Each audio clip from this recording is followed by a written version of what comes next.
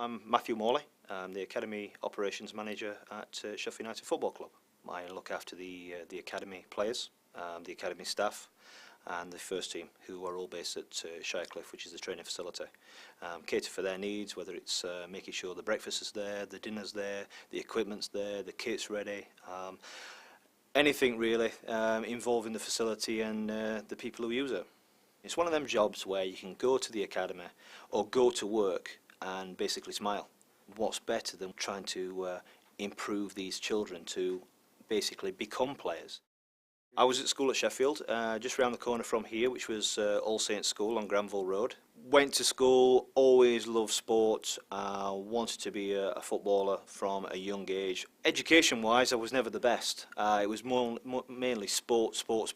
I actually had extra maths and English lessons away from home to try and to improve my grades.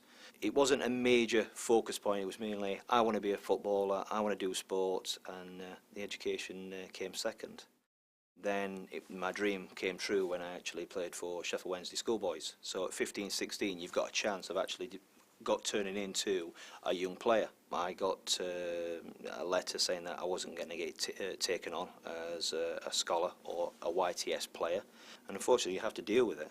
Yeah, I looked at it and thought, I've got to make something of myself. I'm not going to be a professional footballer now, so I've got to have a second and third choice.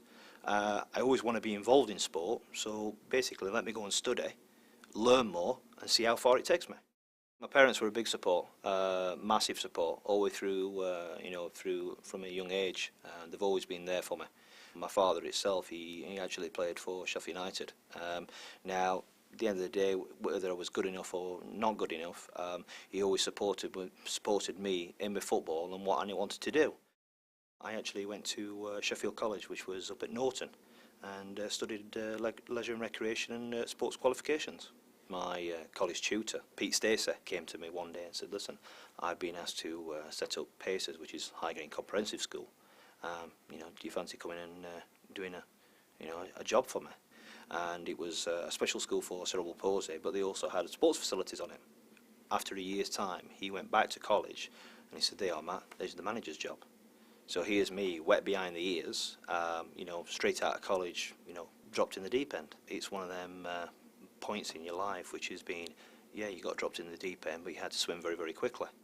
I also did a little bit of work, voluntary work for Sheffield United, and that's how it came along, keeping my feet, my foot in the door. And then after that, it's just snowball really. To get back into the football environment, it's like a dream come true. Basically, it's like living the dream again, but you not personally playing. My partner was expecting my first child in June 2008. Basically, the child was diagnosed Down syndrome, and it was quite high. And unfortunately, there'd have been problems in later life if it had been born. Decisions had to be made, and it's one of them things that I have to live by. And I've got to say that disappointment, almost broke me. But if it wasn't for Sheffield United Football Club and the people who I work with, I think I would have just gone downhill. My partner's expecting probably my second child or first child in June. So yeah, I've got a fantastic job. We've got a great set of staff and a great set of boys at the academy. So, I think I've got the best job in the world.